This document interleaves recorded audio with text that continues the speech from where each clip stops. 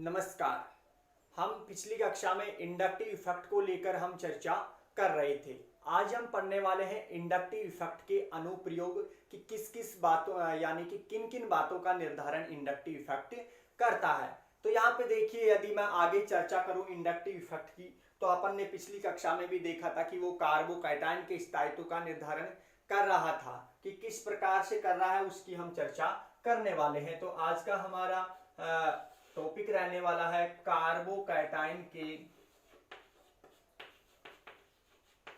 स्थायित्व की व्याख्या। और यहाँ पे इसके स्थायित्व की व्याख्या अपन इंडक्टिव इफेक्ट के अनुप्रयोग पढ़ रहे हैं, तो हम केवल कार्बोकैटायन की स्टेबिलिटी की जो व्याख्या है वो इंडक्टिव इफेक्ट के माध्यम से ही हम करने वाले हैं।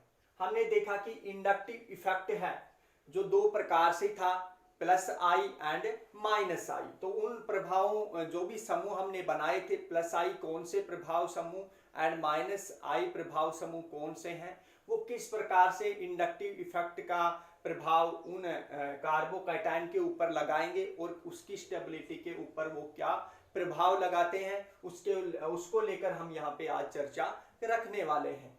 यहाँ पे हमने पिछली कक्षा में भी देखा था कि किस प्रकार से जो स्टेबिलिटी है वो चार्ज के ऊपर डिपेंड करती है, कि जब भी चार्ज बढ़ता है तो स्टेबिलिटी क्या होती है भाई, कम होती है। इतनी बातें हम पिछली कक्षा में समझ चुके थे। आज हम पढ़ने वाले हैं कार्बोकैटायन की स्टेबिलिटी की व्याख्या का निर्धारण अपन इंडक्टिव इफेक्ट के माध्यम से करते हैं। मैं आपको केवल 2-3 एग्जाम्पल के माध्यम से ही इन कॉन्सेप्ट को या इस कॉन्सेप्ट को अपन कंप्लीट कर सकते हैं। तो यहाँ पे ध्यान पूर्वक आपको समझना होगा। एक एग्जाम्पल लेते हैं और उसके माध्यम से अपन क्या करते हैं, कार्बोकैटायन के स्थायित्व की व्याख्या, और उन एग्जाम्पलों के करने के बाद में कुछ रिजल्ट हमें मिलते हैं और उस रिजल्ट को अपन को याद रखना होगा। तो देखिए, एक एग्जाम्पल अपन लेते हैं। सबसे पहला हमारे पास में एग्जाम्पल है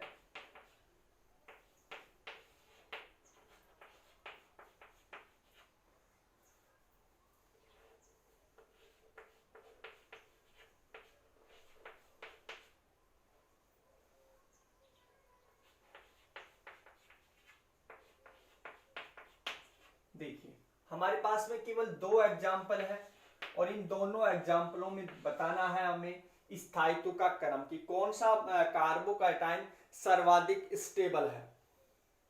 तो देखिए, जब भी अपने को इंडक्टिव इफेक्ट पढ़ना है तब हमें डीएनपी रूल याद होना चाहिए कि डीएनपी मतलब हमें देखना होगा डिस्टेंस को, नंबर ऑफ सबस्टिट्यूएंट प्रतिस्थापी समूह, एंड अपने को क्या देखना है भाई, यहाँ पे जुड़े हुए जो भी उसकी स्ट्रेंथ है, किसकी भाई, इंडक्टिव इफेक्ट प्रभाव समूह की क्या देखनी है, हमें प्रायोरिटी देखनी है, अर्थात उसकी स्ट्रेंथ को देखना है कि फ्लोरीन की ज्यादा है या फिर क्लोरीन की ज्यादा है, यदि मैं माइनस आई प्रभाव समूह के अंतर्गत बात करता हूं तो देखिए, इसका निर्धारण अपन किस प्रकार से करेंगे। देखिए, यहाँ पे अपन नंबर ऑफ सबस्टिट्यूएंट को देखेंगे। सबसे पहले हमें देखना है कि इस कार्बोकैटायन पर कौन सा प्रभाव समूह यहाँ पे लग रहा है। तो हमें पता है जो CH3 का है वो कौन सा प्रभाव समूह लगता है, प्लस आई लगता है। तो जी हाँ, यहाँ पे ये भी प्लस आई प्रभाव समूह हो गया एंड ये भी प्लस आई प्रभाव समूह हो जाता है।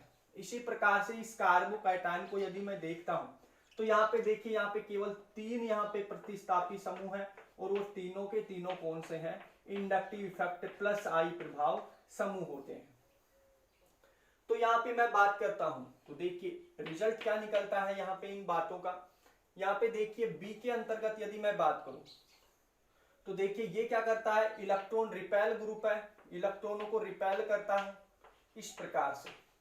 तो यहाँ पे क्या करता है, चार्ज कम करता है। इसी प्रकार से ये प्लस आई प्रभाव समूह है, इधर भी क्या करेगा, ये चार्ज को कम करता है, क्योंकि यहाँ पे पहले से इलेक्ट्रॉनों की कमी है और यहाँ पे ये क्या कर रहा है, इलेक्ट्रॉन को रिपेल करने के कारण यानी कि इस चार्ज को क्या कर रहा है, कम कर रहा है। यहाँ पे एक बात ध्यान देने योग्य ये है कि यहाँ पे स्ट्रेंथ किसकी ज्यादा हो गई, क्योंकि यहाँ पे देखिए आप 2 CH3 समूह है जबकि यहाँ पे कितने हैं, 3। तो यहाँ पे देखिए पॉजिटिव चार्ज को कम कौन सर्वाधिक कर पाएगा, ये बी वाला एग्जाम्पल हमारे पास में सर्वाधिक चार्ज को कम कर पाएगा। यानी कि अपन यूं भी समझ सकते हैं कि यहाँ पे देखिए पहले चार्ज इतना था और यहां भी इतना था, केवल समझाने की दृष्टि से। देखिए यहाँ पे CH3 ने CH3, यहाँ पे दो समूह है CH3, तो यहाँ पे इसने क्या किया, इस चार्ज को कम किया, अर्थात ये चार्ज थोड़ा बहुत कम हो जाता है इस प्रकार से। जबकि यहाँ पे क्या है, पावर ऑफ सब्स्टिट्यूमेंट की, यहाँ पे देखिए जितने सर्वाधिक प्रतिस्थापी समूह मैथिल समूह के प्लस आई इफेक्ट लगाने के कारण यहाँ पे चार्ज रह जाता है अब केवल इतना। समझ पा रहे होंगे आप इस दोनों एग्जाम्पलों को। तो यहाँ पे देखिए सर्वाधिक चार्ज ज्यादा होगा तो एनर्जी ज्यादा होगी, और यदि एनर्जी ज्यादा है तो रिएक्टिविटी ज्यादा होगी, और यदि रिएक्टिविटी ज्यादा है तो स्टेबिलिटी कम रहने वाली है। तो अपन यहाँ पे देख पा रहे हैं यहाँ पे चार्ज क्या रह गया है, अब कम रह गया है। क्यों? तो इसका रीजन अपन दे सकते हैं। देखिए हमारा जो बी है, इस बी की बात करते हैं, तो यहाँ पे नंबर ऑफ सब्स्टिट्यूमेंट प्लस आई यहाँ पे कितने हैं भाई, ज्यादा है, जिसके कारणवश से क्या लग रहा है, यहाँ पे इंडक्टिव इफेक्ट ज्यादा लग रहा है। और कौन सा लग रहा है, प्लस आई वाला लग रहा है, जिसके कारणवश से क्या हो रहा है, चार्ज में क्या आ रही है भाई, चार्ज में कमी आ रही है, डिक्रीज हो रहा है। यदि चार्ज कम होता है तो एनर्जी क्या होती है, कम होती है, और यदि एनर्जी कम होती है तो रिएक्टिविटी क्या होती है, कम होती है, और यदि रिएक्टिविटी कम हो जाती है तो स्टेबिलिटी क्या हो जाती है, अधिक हो जाती है। तो अपन यहाँ पे बात करेंगे तो ये हमारा क्या होगा, ये हमें आंसर होगा या हमारा रीजन होगा। हमने ये इस कॉन्सेप्ट को आपको समझा दिया है कि किस प्रकार से स्टेबिलिटी सर्वाधिक होगी बी की। आप इन बातों को ध्यान दीजिएगा। हमने पिछली कक्षा में भी देखा था कि किस प्रकार से चार्ज कम होने पर स्टेबिलिटी क्या हो जाती है भाई, अधिक हो जाती है। तो यहाँ पे देखिए हमें पॉजिटिव चार्ज को क्या करना होगा, कम करना होगा यदि स्टेबिलिटी बढ़ानी है। तो यहाँ पे ध्यान देने योग्य ये बात है कि यानी कि वो पॉजिटिव चार्ज हो या फिर नेगेटिव चार्ज हो। स्टेबिलिटी की यदि हम बात करें तो स्टेबिलिटी को हम यूं समझा रहे थे, स्टेबिलिटी यहाँ पे चार्ज के इनडायरेक्ट रिलेशन था, या तो पॉजिटिव चार्ज होगा या फिर नेगेटिव चार्ज होगा। तो जब भी चार्ज बढ़ता है, चाहे पॉजिटिव बढ़ो चाहे नेगेटिव बढ़ो। यह एग्जाम्पल आपको शायद समझ में आया होगा, इसको यूं ही आप उतारिएगा। दूसरी बात, और एग्जाम्पल अपन बहुत सारे एग्जाम्पल हैं, उनके साथ में चर्चा करते रहेंगे। प्रत्येक बारीकी से प्रत्येक कॉन्सेप्ट को अपन ध्यान में रखते हुए इन बातों को समझते चलेंगे। दूसरा एग्जाम्पल देखिए, अपन ने यहां पे देखिए किस प्रकार से समूह लिया।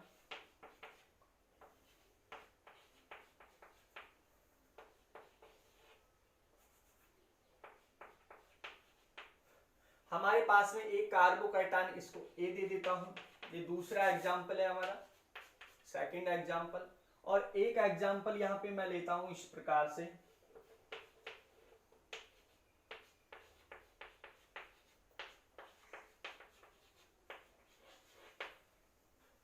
देखिए यहां पे ये हमारा बी एग्जाम्पल हो जाता है।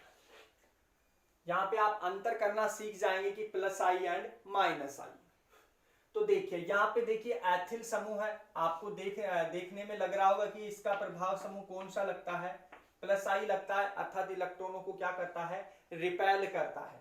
यहाँ पे देखिए NO2 समूह का कौन सा प्रभाव लगता है, माइनस आई प्रभाव लगता है, अर्थात इलेक्ट्रॉनों को क्या करता है, अपनी ओर खींचता है। ये इलेक्ट्रॉनों को दूसरी तरफ रिपेल करता है, यानी प्रतिकर्षित करेगा। तो देखिए यहाँ पे देखिए कौन सा इफेक्ट कार्य कर रहा है, प्लस आई, अर्थात यहाँ पे प्लस आई बढ़ रहा है।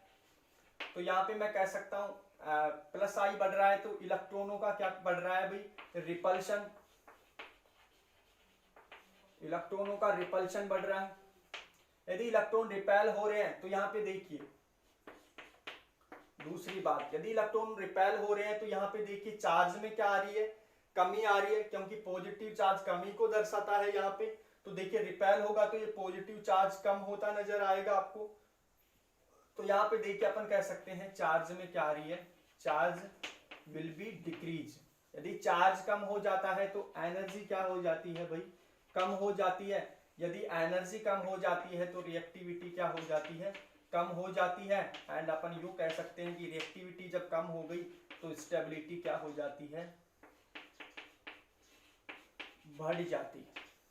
ठीक है, यहाँ पे देखिए बी एग्जाम्पल में यहाँ पे -I प्रभाव समूह लग रहा है। यहाँ पे यदि देखिए कौन सा प्रभाव समूह बढ़ रहा है, -I इंक्रीज। तो इलेक्ट्रॉनों का अट्रैक्शन बढ़ रहा है, इलेक्ट्रॉन खींचा जा रहा है। तो यहाँ पे देखिए यदि इलेक्ट्रॉन खींचा जा रहा है तो यहाँ पे देखिए चार्ज में क्या आ रही है,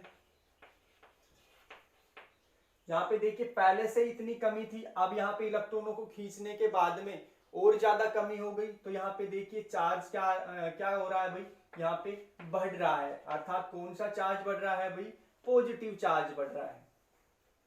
यदि चार्ज बढ़ जाता है तो एनर्जी क्या हो जाती है भाई, एनर्जी बढ़ जाती है। यदि एनर्जी बढ़ जाती है तो रिएक्टिविटी क्या हो जाती है, बढ़ जाती है। यदि रिएक्टिविटी बढ़ जाती है तो स्टेबिलिटी डिक्रीज हो जाती है। तो ये दोनों एग्जाम्पलों का अपन रीजन देंगे। अपन यूं कह सकते हैं कि ए की स्टेबिलिटी ग्रेटर देन है क्या, किससे भाई, बी से, यानी कि ए की स्टेबिलिटी ज्यादा है तुलना में बी की। तो अपन यहाँ पे एक रिलेशन बना सकते हैं कि जब भी कार्बोकैटायन, यहाँ पे इसका स्क्रीनशॉट मारिए आप इस रीजन का, यहाँ पे देख इसका ये रीजन हो गया, यानी कि ये आंसर हो जाता है इन दोनों बातों का। यदि आगे यहाँ पे देखिए कि रिलेशन बनाना चाहता हूं मैं तो किस प्रकार से बना सकता हूं, तो अपन यूं भी बोल सकते हैं कि जब भी कार्बोकैटायन की स्टेबिलिटी का यदि मैं निर्धारण करूंगा, यानी कार्बोकैटायन का स्थायित्व डायरेक्ट प्रोपोर्शनल होगा +I प्रभाव समूह के, एंड इनडायरेक्ट रिलेशन होगा -I।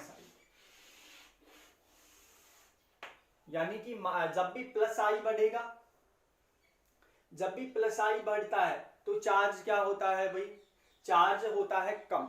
और जब चार्ज कम होता है तो energy come, reactivity come and stability ज्यादा। तो मैं यूं कह सकता हूं कि जब भी +I इंक्रीज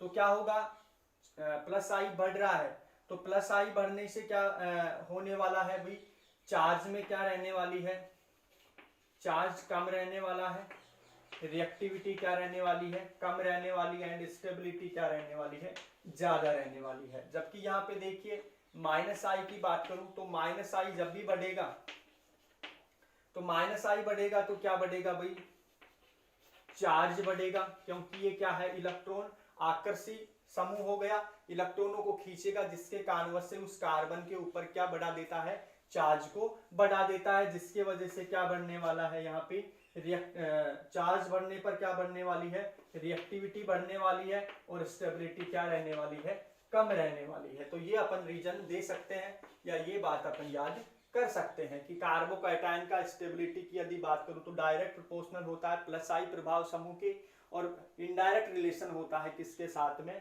-I प्रभाव समूह के साथ में। अपन और एग्जांपल देखते हैं, इन बातों को आप नोट कर लीजिएगा।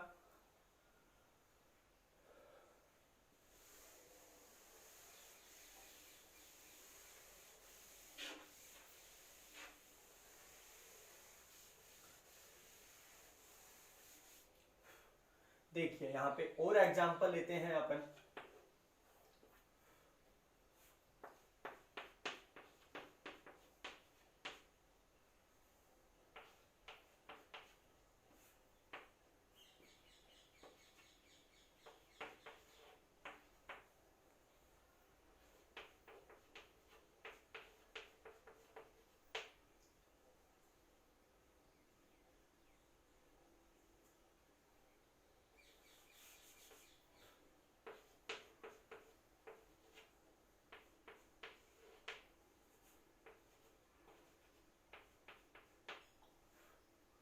बिल्कुल ध्यान से आप इन कॉन्सेप्ट को क्लियर करते हुए चलिएगा।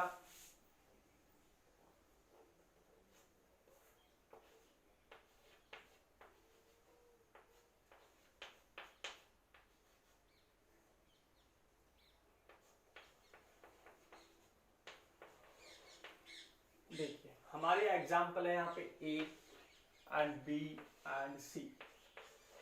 इन एग्जाम्पल को समझा देता हूँ। देखिए यहाँ पे CH2 समूह है मैथिलीन समूह के, यहाँ पे साथ में पॉजिटिव चार्ज है, यहाँ पे फ्लोरीन है। जबकि यहाँ पे मैथिलीन समूह के साथ में देखिए यहाँ पे हाइड्रोजन है इस प्रकार से। यहाँ पे देखिए हाइड्रोजन का समस्थानिक ड्यूटेरियम है, यहाँ पे 2 है, यहाँ पे मैं कर सकता हूँ 3 भी कर सकता हूँ, यहाँ पे 3 हो गया है ना।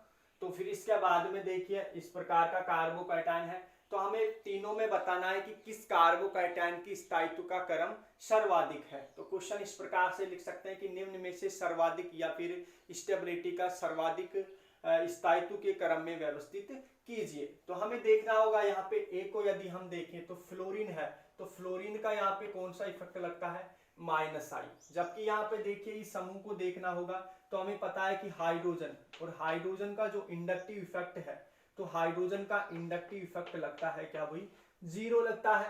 हाइड्रोजन का कोई इंडक्टिव इफेक्ट कार्य नहीं करता है। और हमें ये भी पता है कि जो इंडक्टिव इफेक्ट है ये केवल सिग्मा बॉन्ड के ऊपर कार्य करता है। तो यहाँ पे देखिए ड्यूटेरियम, तो यहाँ पे ड्यूटेरियम का कौन सा प्रभाव लगेगा भाई, +I प्रभाव समूह लगता है यहाँ पर। तो इलेक्ट्रॉनों को क्या करेगा, ये प्रतिकर्षित करता है, ये इलेक्ट्रॉनों को क्या करेगा, आकर्षित करेगा। तो अपन यहाँ पे देखिए कह सकते हैं, तो देखिए यहाँ पे क्या हो सकता है क्रम, तो देखिए -I इलेक्ट्रॉनों को अपनी ओर क्या करता है, खींचता है, जिसकी वजह से देखिए चार्ज में क्या आती है भाई, वृद्धि आती है। चार्ज बढ़ेगा तो एनर्जी बढ़ेगी, एनर्जी बढ़ती है तो रिएक्टिविटी बढ़ती है, और यदि रिएक्टिविटी बढ़ती है तो स्टेबिलिटी क्या होती है, डिक्रीज होती है। जबकि यहाँ पे देखिए इंडक्टिव इफेक्ट क्या है, 0 है। जबकि यहाँ पे देखिए आप +I इफेक्ट है यहाँ पे, तो +I जब भी बढ़ता है, +I इंक्रीज, तो रिपेल होंगे, जिसकी वजह से चार्ज में क्या आती है भाई, कमी आती है, एनर्जी में क्या आती है, कमी आती है, रिएक्टिविटी में क्या आती है, कमी आती है, स्टेबिलिटी में क्या हो जाएगी, वृद्धि हो जाएगी। तो इसके स्थायित्व का क्रम की यदि मैं बात करूं तो सर्वाधिक स्टेबिलिटी किसकी होती है, तो सर्वाधिक स्टेबिलिटी होती है C की। फिर देखिए यहाँ पे इन दोनों की बात करूं तो इन दोनों की तुलना में भी स्टेबिलिटी क्या है, फिर आता है क्या, B आता है, और सबसे अंतिम में क्या आ जाता है, A। तो ये स्थायित्व का क्रम हो जाएगा, कार्बोकैटायन के स्थायित्व का क्रम हो जाता है इस प्रकार से। तो ये बात अपन पावर ऑफ स्ट्रेंथ के बारे में समझ चुके। एक एग्जांपल अपन डिस्टेंस के आधार पे भी अपन एग्जांपल बना सकते हैं। तो इसको उतारिएगा आप।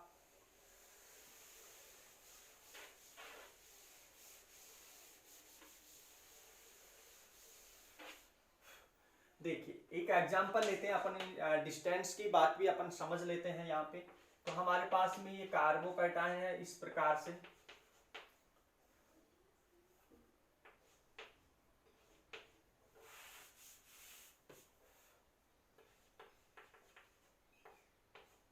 ये हमने यहाँ पे फ्लोरीन लगा दिया है, फिर CH2 है इस प्रकार से।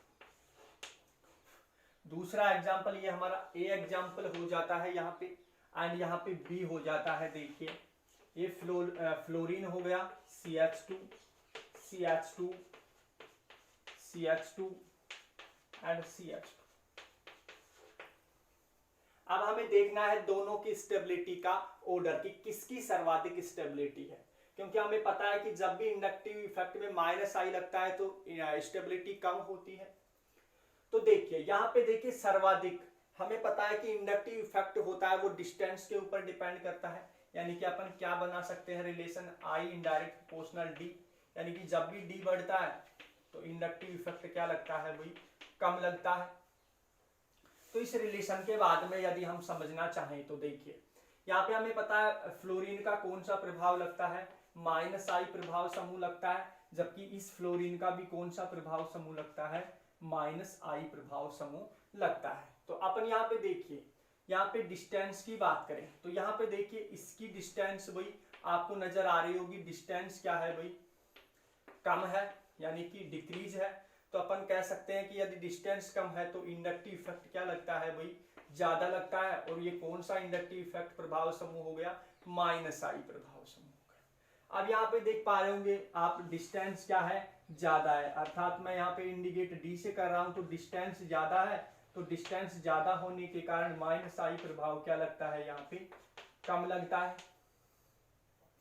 तो यहाँ पे देखिए अपने को पता है इलेक्ट्रॉन क्या है, ये असप्टर स्पीशीज है, तो ये ज्यादा स्ट्रेंथ से क्या कर पाएगा, इलेक्ट्रॉनों को अपनी ओर आकर्षित कर पाएगा। यदि ज्यादा स्ट्रेंथ से क्या कर रहा है, इलेक्ट्रॉनों को अपनी ओर आकर्षित कर रहा है, तो इसकी तुलना में सर्वाधिक मात्रा में चार्ज में क्या करता है, वृद्धि करता है। तो यहाँ पे अपन कह सकते हैं कि डिस्टेंस क्या है, कम है, तो इंडक्ट जो माइनस आई प्रभाव ज्यादा लगेगा। यदि माइनस आई ज्यादा लग रहा है तो चार्ज है, चार्ज यहाँ पे उसकी तुलना में सर्वाधिक क्या होता है, ज्यादा बढ़ जाता है। यदि उसकी तुलना में ज्यादा बढ़ता है, चार्ज बढ़ गया, तो चार्ज बढ़ने से एनर्जी भी क्या होती है, बढ़ती है, रिएक्टिविटी भी क्या होती है, बढ़ती है। जबकि स्टेबिलिटी की बात करूं तो स्टेबिलिटी क्या हो जाती है, कम लग रही है। तो यहाँ पे देखिए, यहाँ पे सर्वाधिक स्टेबिलिटी की यदि मैं बात करूं तो सर्वाधिक होती है किसकी, बी की। तो ए की बजाय किसकी हो गई, बी की हो गई। क्यों हो गई, ये हमारा रीजन हो गया, क्योंकि यहाँ पे इंडक्टिव इफेक्ट यहाँ पे डिस्टेंस के ऊपर डिपेंड करता है। यहाँ पे माइनस आई प्रभाव समूह है जो कम दूरी के ऊपर उपस्थित है। तो आज के लिए इतना ही, अपन और एग्जाम्पल करेंगे आगे आने वाली जो कक्षाएं हैं उसके अंतर्गत। आज के लिए फिर इतना ही, धन्यवाद।